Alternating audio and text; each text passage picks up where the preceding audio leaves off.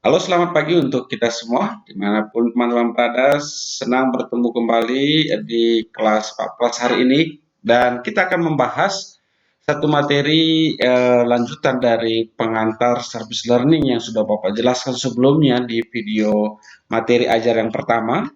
Dan saat ini kita akan membahas materi yang kedua tentang jenis-jenis service learning yang bisa kita lakukan di pandemic era yang terjadi saat ini, ya.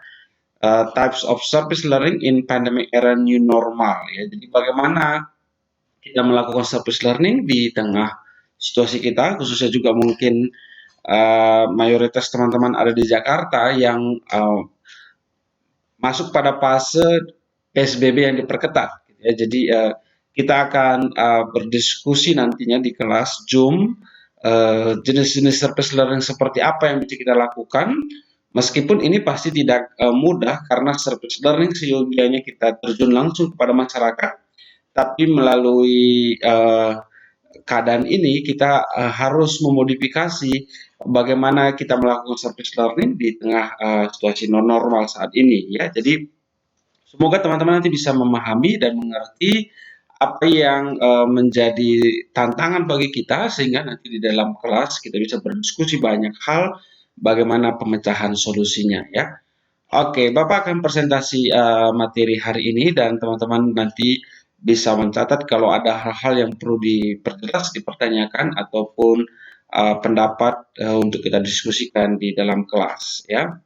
Oke, yang pertama, Bapak kira persoalan kita hari ini itu ada di apa namanya? Ada di benang merah seperti ini, yaitu krisis global yang terjadi yang juga berdampak kepada kita di Indonesia saat ini karena pandemi COVID-19, ya. Dan di sisi lain, ruang-ruang kelas yang juga sudah mulai kosong dan semua pembelajaran harus dilakukan secara online. Nah, tantangan bagi kita di tengah kondisi krisis seperti ini, apa yang akan coba kita pikirkan sebagai keterlibatan kita, sebagai kontribusi kita, sebagai peran kita di dalam setidaknya berkontribusi untuk mengurangi krisis yang ada ataupun memberi pemecahan masalah dalam sebuah segmen masyarakat di dalam krisis yang ada. Bapak kira kita butuh bekerja sama dengan berbagai berbagai pihak untuk bersama-sama memikirkan krisis yang sedang terjadi. Dan satu sisi ini kalau Bapak sebutkan kenapa Bapak tampilkan ruang kelas yang kosong, Bapak kira salah satu segmen segmen masyarakat yang perlu menjadi perhatian kita adalah segmen pendidikan. Bagaimana pendidikan saat ini bisa tetap berjalan dengan baik meskipun secara online, ya. Mungkin bagi kita di kalangan universitas, ya, para mahasiswa tidak terlalu masalah karena sudah banyak sudah terbiasa mandiri di dalam belajar. Tapi bagaimana dengan siswa-siswi yang masih SD, SMP dan sebagainya, ya. Lalu kalau kita lihat juga dalam perkembangan COVID-19 di Indonesia, maka kita melihat bahwa grafiknya itu justru bukan menurun, tetapi justru kalau teman-teman lihat ini grafik kasus harian itu terus terus terbang, gitu ya, terus naik, gitu ya. Dan ini menjadi tantangan bagi kita apakah ke depannya kondisi ini akan terus demikian, sehingga memang sangat dibutuhkan peran serta kita, Bapak kira, untuk berkontribusi melalui program service learning ini untuk pemecahan masalah-masalah yang terjadi akibat krisis, ya. Oke, ini pengantarnya teman-teman. Jadi kita ada di apa namanya, di situasi yang demikian, kita online dan juga kondisi krisis yang sedang terjadi, dan kita tetap dituntut untuk bisa melakukan pelayanan komunitas, dan tentu ini tidak akan mudah untuk mengerjakannya. Tapi kita akan lihat berbagai jenis service learning yang bisa kita lakukan. Ini hanya gambaran umum. Nanti lebih detail kita akan berdiskusi di dalam kelas bagaimana program-program itu relevan untuk kita kerjakan, ya. Oke, yang pertama kita lihat dulu komponen kunci di dalam service learning, ya. Maka memang nanti yang menjadi persoalan kita adalah course content ini, ya, course content ini apakah relevan dalam konteks online kepada sebuah komunitas masyarakat. Ya. Jadi service learning itu sendiri kan ada course content melalui meaningful service yang kita bisa lakukan dan critical reflection. Ya. Ini komponen intinya. Pertanyaan tadi nanti adalah course content apa yang bisa kita terapkan secara online. Mungkin ini tantangan khususnya misalnya teknik sipil ya, di kelas sipil, bagaimana kita bisa mencari konten yang relevan secara online ya. Ini pasti nggak mudah ini. Tapi mungkin kalau sastra Inggris mungkin ya itu lebih mudah ya. Dia bisa melakukan edukasi pembelajaran bahasa Inggris kepada apakah kepada para siswa melalui pembelajaran tambahan dan sebagainya ya. Dan kalau kita lihat ini students ya teman-teman yang akan melakukan service learning dan ini apa namanya instruktur ya nanti yang mungkin atau dosen pendamping nanti di dalam pelaksanaannya. Nah, course content dan community partner ini nih, nah yang kita juga harus cari community partner apa yang siap untuk kita aplikasikan course content tersebut, gitu ya. Community partner seperti apa. Pun kita sadari mungkin community-nya juga mungkin tidak bisa tidak bisa berkomunikasi secara online dengan maksimal, gitu ya. Itu makanya kita akan perlu memilih community partner seperti apa yang menjadi sasaran kita nantinya. Jadi Bapak kira ada dua perhatian yang harus kita lihat dari komponen kunci dari service learning ini. Yang pertama adalah course content tadi, ya kita pikirkan course content apa yang relevan saat ini, ya. Lalu community partner kita. Ya. Kalau community partner ini nanti Bapak cenderung lebih melihat kepada sebuah segmen masyarakat, bukan community dalam arti satu komunitas real begitu ya, yang misalnya panti asuhan A begitu, itu kan komunitas partner yang real, tetapi mungkin kepada satu segmen masyarakat, mungkin misalnya ibu-ibu rumah tangga misalnya begitu ya, atau kaum milenial gitu ya, atau siswa SMA gitu ya. Jadi community partner ini cenderung kepada segmen. Tapi nanti kita akan lihat lebih detail dari uh, bagaimana kita menghubungkan course content ini dengan community partner. Ya. Oke, kita lihat program yang bisa dilakukan secara direct. Ya, ini kan kalau tidak ada masalah pandemi ini bisa kita lakukan ya. Program service learning direct. Ya. Program yang dampaknya dapat dirasakan oleh seseorang atau sekelompok orang secara langsung. Ya, jadi ada sekelompok orang yang langsung bisa merasakan program yang kita lakukan, ya apakah itu tidak mengajar yang kita lakukan di Kelurahan Tanjung Duren, mengajar IT ini proyek mahasiswa teknik elektro tahun lalu ya di Rusun Cakung Barat ya, atau edukasi kesehatan ini banyak service learning yang dilakukan oleh mahasiswa kedokteran ya, di berbagai daerah. Ini mereka melakukan apakah namanya PHBS gitu ya, pola hidup bersih dan sehat, edukasi kesehatan ibu baru melahirkan dan sebagainya gitu ya. Lalu juga bahaya narkoba, ya edukasi ke sekolah-sekolah kita bisa lakukan karena UKRIDA juga sedikit concern akan hal ini ya. Jadi beberapa kelompok sebelumnya juga memikirkan program ini memberikan edukasi anti narkoba kepada para siswa di berbagai sekolah. Atau relawan dan dengan kontribusi untuk yayasan sosial, pembangunan desa ini proyek teknik sipil tahun semester lalu kita membangun sebuah rumah di desa Bojongkoneng Sentul bekerjasama dengan Habitat for Humanity ya. Dan juga edukasi keuangan di masyarakat dan sebagainya ya. Ini waktu kita masih melakukan live in di berbagai tempat, kita biasanya juga membawa program ini edukasi keuangan di mitra kita ataupun orang tua tempat mahasiswa tinggal di desa itu gitu ya. Jadi langsung dirasakan. Nah, tetapi kan program-program ini tidak mungkin kita lakukan dan juga memang dilarang dilakukan. Artinya semua di dalam instruksi pemerintah itu kan harus online ya, dan teman-teman mahasiswa tidak diizinkan untuk terjun langsung kepada masyarakat melakukan aktivitas-aktivitas ini. Sehingga memang nanti bagaimana kita menghubungkan ini, kalau direct kan gampang ya, kita tinggal mencari komunitasnya, membuat programnya, lalu kita melakukan program tersebut. Ya, kira-kira gambarannya seperti ini.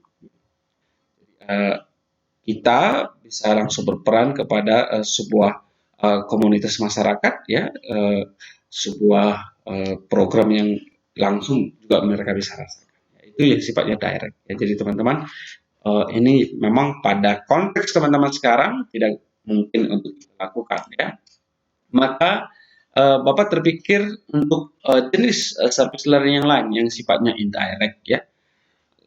Ini berupa isu-isu luas ya, proyek lingkungan atau pengembangan masyarakat, proyek yang memiliki manfaat yang jelas bagi masyarakat atau lingkungan ya. Jadi proyeknya itu tidak langsung dirasakan seperti tadi oleh sekelompok orang, tapi proyek itu bisa memiliki manfaat bagi sebuah masyarakat dengan isu-isu yang lebih luas ya. Jadi tidak saja kepada satu desa gitu ya, tetapi bisa ke berbagai desa begitu ya.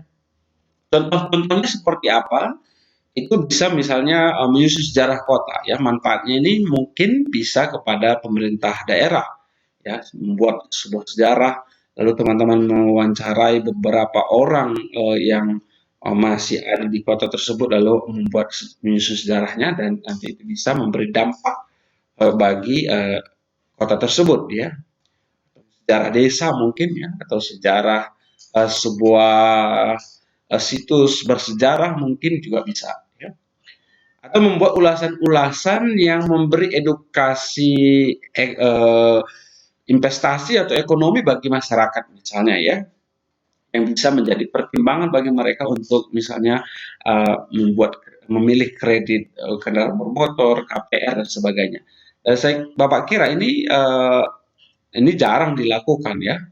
Tapi kalau mungkin edukasi investasi ya mungkin sering orang lakukan. Tapi misalnya edukasi bagaimana bagaimana perencanaan keuangan di dalam memilih sebuah KPR misalnya ya. Atau teman-teman yang berasal dari prodi akuntansi yang kita integrasikan dengan relawan pajak, itu nanti proyeknya bisa berhubungan dengan bagaimana membangun kampanye kesadaran pajak.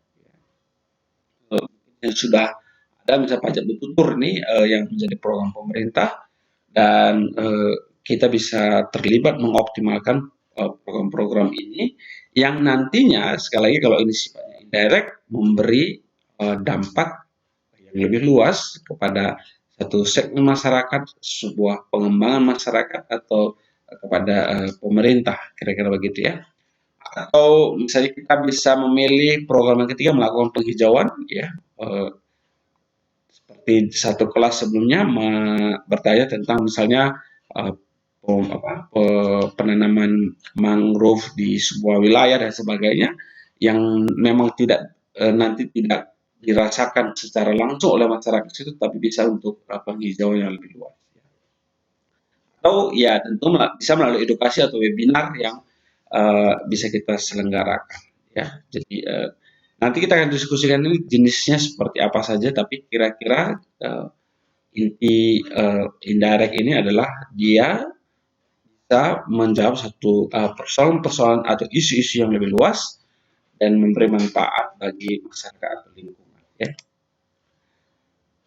Service learning berbasis penelitian juga bisa ya. Jadi dia menyajikan informasi tentang bidang minat atau kebutuhan proyek yang mengumpulkan dan melaporkan informasi yang diperlukan. Jadi dia melakukan pelayanan itu berbasis penelitian. Ya. Jadi dia sebenarnya meneliti, tetapi ya apa yang dia teliti itu, apa yang dia temukan itu, apa yang dia kumpulkan itu bisa memberi dampak yang baik kepada sebuah komunitas atau masyarakat ataupun lingkungan. Ya, misalnya menerjemahkan panduan komunitas bagi para imigran misalnya ya.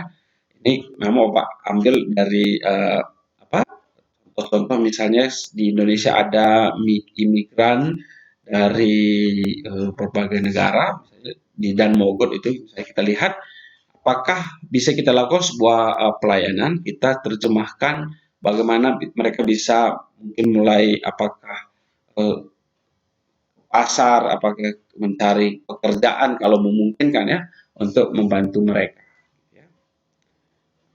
Atau pengujian kualitas air, memanfaatkan informasi pelestarian lingkungan hidup dan sebagainya. Jadi kita tahun lalu di Bojong Koneng juga kita mencoba membuat program ini gitu ya. Jadi masyarakatnya itu langsung jadi ada sumber air itu langsung ke rumah masing-masing dan umumnya dipakai untuk masak gitu. Jadi perlu kita sebenarnya kalau waktu itu proyeknya jalan, tapi waktu itu memang terkendala keterbatasan sumber daya ya. Jadi kalau proyeknya jalan, jadi misalnya kita uji kualitas airnya eh, di hulunya gimana, lalu sampai di rumah masyarakat bagaimana kualitasnya, dan itu mungkin nanti bisa memberi masukan bagi kok masyarakat desa untuk apakah misalnya perlu penyaringan, apakah perlu dimasak secara matang dan sebagainya, ya.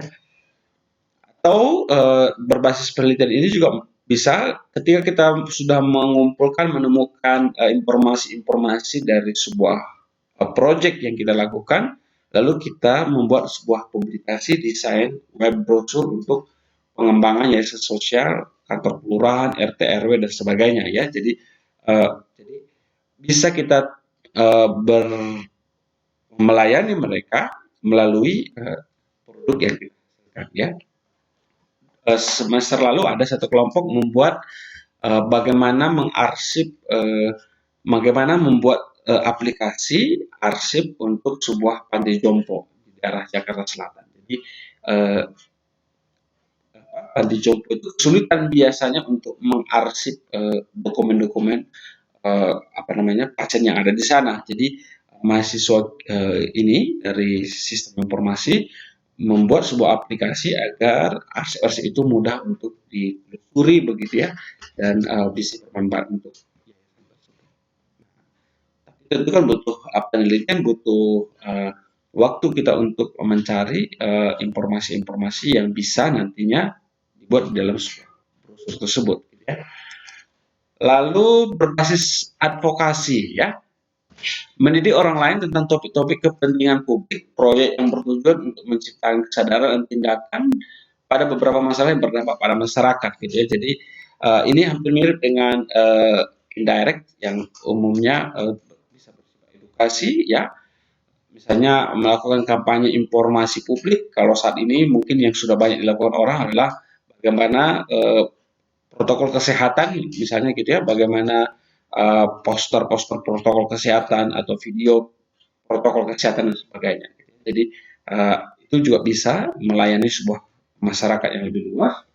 Atau misalnya kalau sekarang kita tahu ada dana desa yang cukup besar diterima oleh setiap desa, mungkin andainya kita bisa terjun ke desa atau misalnya kalau memungkinkan secara online, kita bisa membantu bagaimana desa itu membuat rencana pembangunan penganggaran dana yang ada ya.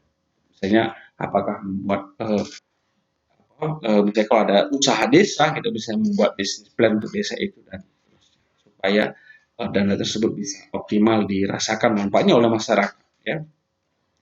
Lalu merencanakan dan melakukan forum publik terhadap isu yang sedang berkembang. Jadi kita bisa membuat sebuah forum kalau ada sebuah masalah atau isu yang sedang berkembang di masyarakat. Ya, oke. Jadi ini berbasis advokasi, berbasis penelitian, yang indirect, direct dan sebagainya. Ya, jadi ada 4 eh, jenis-jenis service learning yang nanti bisa kita pertimbangkan ya. Jadi ini contohnya yang direct dan indirect ya. Kalau direct kita bisa bekerja untuk sebuah komunitas pecinta lingkungan hidup atau pemanasan global dan sebagainya, untuk mengajar bahasa Inggris kepada orang-orang yang membutuhkan apakah misalnya kepada calon-calon tenaga kerja Indonesia ke luar negeri misalnya mengajar bahasa Inggris, atau itu mungkin kepada siswa-siswi yang di Indonesia juga umumnya masih sangat membutuhkan gitu ya. Atau kalau indirect kita membuat sebuah produk yang bisa dimanfaatkan oleh orang-orang yang berasal dari keluarga tidak mampu gitu ya, atau mengumpulkan dana untuk apa namanya korban bencana alam dan sebagainya. Jadi sebenarnya kalau menurut Bapak, nanti di kelas kita bisa diskusikan lebih rinci. Sebenarnya banyak pilihan, apa di sisi lain sebenarnya tetap yakin banyak hal yang bisa kita lakukan dalam kondisi sekarang meskipun online. Mengingat berbagai krisis pandemi COVID-19 ini sebenarnya memberi dampak kepada banyak aspek ekonomi, aspek mental gitu ya, bagi teman-teman nanti yang dari psikologi ya, yang mungkin juga banyak orang kehilangan pekerjaan ya dan sebagainya. Jadi banyak aspek yang bisa kita sasar dalam kondisi krisis yang sedang terjadi saat ini gitu ya. Oke, jadi bagaimana dengan service learning di new normal era ini ya? Eh, Empat panduan kita tentu online. Online artinya kita tidak bertatap muka langsung dengan komunitas tersebut. Berarti apakah mungkin juga bisa cenderung kepada indirect yang menjawab sebuah segmen masyarakat gitu ya. Jadi kita sasar segmen masyarakat apa yang akan kita sasar melalui program kita berbasis produk. Jadi kita menghasilkan sebuah produk, apakah itu produk digital atau produk yang bisa menjadi konsep yang dipakai oleh masyarakat. Dan Bapak kira kontribusi yang perlu kita pikirkan adalah how to bertahan ya, di normal era ini, yang kita tidak tahu sampai kapan ini akan terus di normal ya, pembatasan-pembatasan akan terus terjadi. Namun yang pasti kita harus bersiap untuk itu. Dan challenge bagi kita sekarang adalah semester ini kita melakukan project service learning, dan juga nanti project ini kita akan ajukan ke pemerintah melalui program PKN, bagaimana kita berkontribusi melalui ide-ide kreatif kita untuk menjawab berbagai persoalan yang sedang terjadi sekarang. Jadi memang satu sisi ini tidak mudah karena keterbatasan akses kita untuk mencari informasi, untuk bersentuhan dengan masyarakat. Tapi di sisi lain kita punya satu challenge bahwa banyak masalah yang sedang terjadi sekarang. Ya, jadi bagaimana kita melihat peluang ini untuk memikirkan kontribusi kita dalam pengabdian masyarakat yang kita lakukan ini. Ya, oke, kira-kira itu saja yang ingin Bapak sampaikan. Nanti materi ini juga kalian bisa lihat di UVC, Bapak kasih juga PPT-nya, dan siapkan pertanyaan teman-teman, siapkan pendapat teman-teman.